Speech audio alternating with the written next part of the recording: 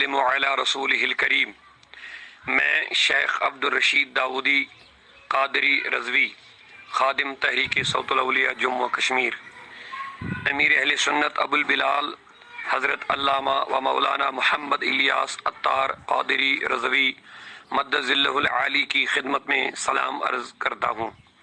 میں امیر اہل سنت حضرت علامہ محمد الیاس عطار قادری رضوی دامت برکاتہم العالیہ اور محترم شبیر رضا عطاری نگران دعوت اسلامی جموں و کشمیر اور پوری دعوت اسلامی کا بہت شکر گزار ہوں کہ آپ حضرات نے ہمارے والد گرامی کی وفات پر ہم کو یاد فرمایا۔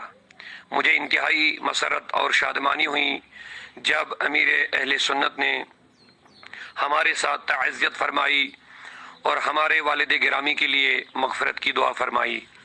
ہم اس کو اپنے لیے اور اپنے والد گرامی کے لیے بہت بڑا تحفہ اور احسان عظیم سمجھتے ہیں۔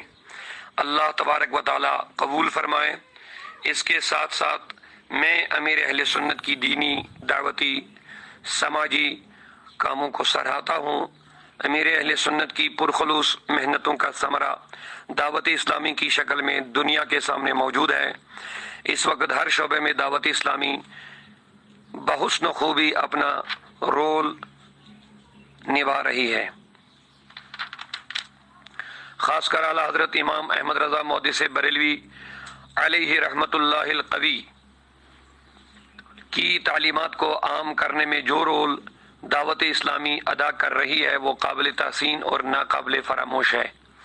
اللہ تعالی امیر اہل سنت کا سایہ پوری اہل سنت پر تا دیر قائم و دائم رکھے، اور دعا ہے کہ اللہ تعالی عز و جل اپنے پیارے حبیب سید العالمین صلی اللہ علیہ وآلہ وسلم کے صدقے و طفیل میں حضرت کی عمر، علم، عمل، تقوی اور خلوص میں مزید برکتیں عطا فرمائیں، اور جملہ کارکنان دعوت اسلامی کو اپنے امیر کی اطاعت میں زندگی گزارنے کی توفیق عطا فرمائیں۔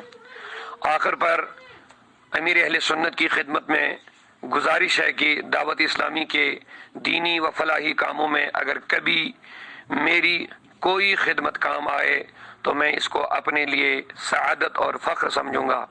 وصلی اللہ تعالی علی خیر خلقہ محمد و آلہ و صحابہ اجمعین برحمتک یا ارحم الراحمین۔